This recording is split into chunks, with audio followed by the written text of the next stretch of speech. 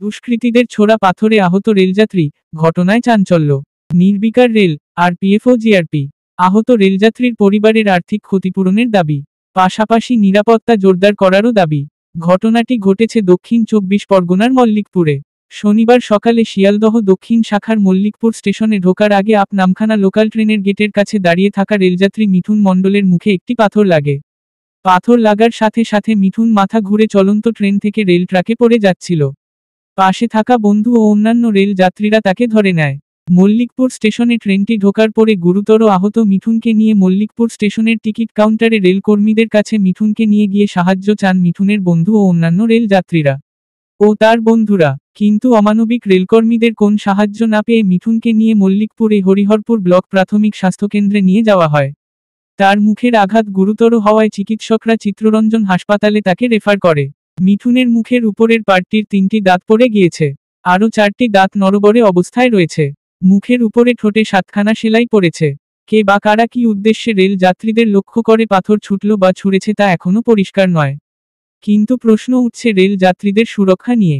মিঠুন মণ্ডল শনিবার সকাল ৬টা ২৫ গোচরণ স্টেশন থেকে সোনারপুর পর্যন্ত যাওয়ার টিকিট কেটেছিল, যে টিকিটের মূল্য ছিল ৫ টাকা।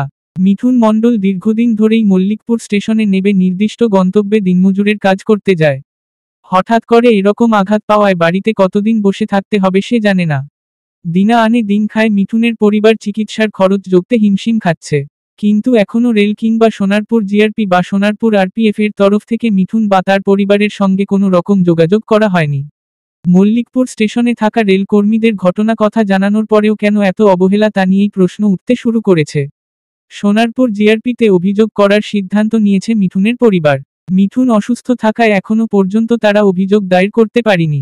কিন্তু তাদের স্পষ্ট দাবি আর্থিকভাবে সাহায্যের হাত বাড়িয়ে দিক রেল, পাশাপাশি রেল যাত্রীদের নিরাপত্তাও জোরদার করা দাবি তাদের। মল্লিকপুর হাসপাতালে নিয়ে গেছিল, ওখানে বলে এসব হবে না, ওই চিত্তরঞ্জন নিয়ে গেছে। আপনি অভিযোগ করেছেন? অভিযোগ করছি, দাদারা করেছে বলে আমার এই অবস্থা। জিআরপিতে কোনো অভিযোগ করেছেন? না। জানে তো জিআরপি, জানে তো রেল, জানে তো টিকিট কাউন্টার জানে মণিপুর টিকিট কাউন্টারে জানিয়েছেন। আচ্ছা, ওইখান থেকে জিআরপি আপনার টিকিট ছিল? হ্যাঁ মান্থলি আছে না, কাটা টিকিট। কাটা টিকিট আছে। রেলের তরফ থেকে আরপিএফ জিআরপি কেউ আসেনি দেখা করতে? না। কতটা ভয় লাগছে আপনার? আপনি তো ডেলি যাতায়াত করতেন, আগে শুনেছিলেন এরা মৃত্যু? অনেকবার মেরেছে ওই 7টা ট্রেন। মানে এখন কি আগামী দিনে যেতে ভয় পাবেন? কি করবো, খেটে খাওয়া লোক, খেটে তো কিছুই হবে। তবে আপনি মানে বৈধ রেল যাত্রী, আপনার তো পাশে দাঁড়ানো উচিত বলেই আপনার মনে হয় রেলের? না আসলে স্যার কি করবো। কোনো আবেদন করবেন রেলের কাছে? আর কি আবেদন করবো? আবেদন বলতে এটাই যে আর দ্বিতীয়বার আরো লোকজন যাতে তাদের না হয়, যাতে সেইরকম ব্যবস্থা চায়। আর অবশ্যই আপনার পাশে যাতে আর্থিকভাবে দাঁড়ায়। হ্যাঁ, হলে তো ভালো হয়। গরিব মানুষ ঘর বাড়ি দেখছেন আমরা।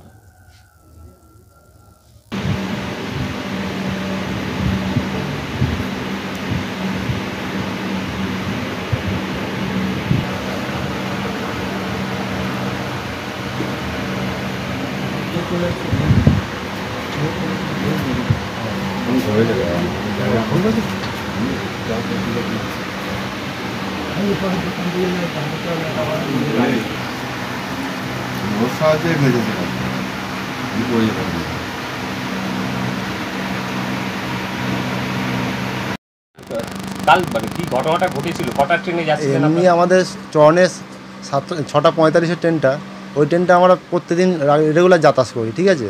আর বারুইপুরতে প্রত্যেকদিন আমাদের চা নিয়ে খাওয়া হয়, ঠিক আছে। এই জিআরপিরা এখন বসে থাকে দেখে আমাদের।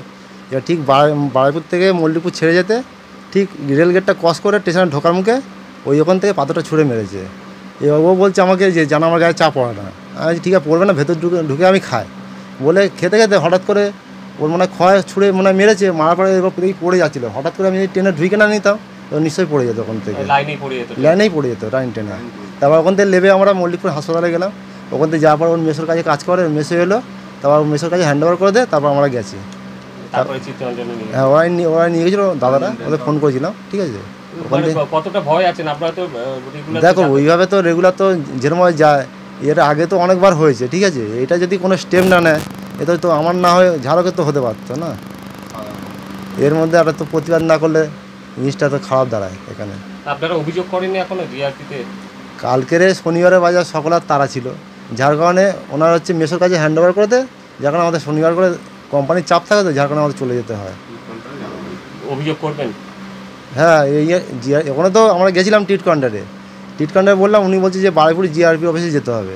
এবার যদি টিকিট কাউন্টারে জানিয়েছেন? হ্যাঁ জানিয়েছি। এবারে ওখান থেকে যদি আমরা জিআরপি অফিসে আসি, তাহলে সারাদিনটাই আমাদের চলে যাবে, তাহলে কাজকর্ম আর কিছু হবে না, পুরো দিনটাই বেকার হয়ে যাবে। আজকে যাবেন? আজকে তো গেলেই তো একটু ভালো হতো। আর কি চাইছেন?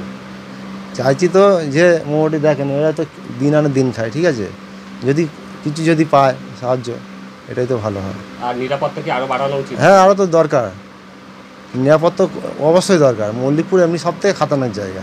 আর কটার ট্রেন, কোন ট্রেনে হয়েছে এটা? এটা চরণে ওই যে 6:45 যে ট্রেনটা, যেটা বাড়তি ট্রেন আমাদের বাড়ানো হয়েছে, ওই ট্রেনটার মধ্যেই হয়েছে আমাদের। ওটা কোন ট্রেন ছিল? ওটা হচ্ছে নামখানা থেকে, আগে ছিল বালিমার, ছিল এখন শিয়ালদা হয়েছে ওটা। ওই ট্রেনে যখন হচ্ছে ঢুকছিল কটা হ্যাঁ। নাগাদ হয়েছে এটা? এটা ঠিক ওই 7:15 নাগাদ, মল্লিকপুরে ঢোকার আগে। মল্লিকপুর ঢোকার আগে। আপনার নাম? পবন মণ্ডল।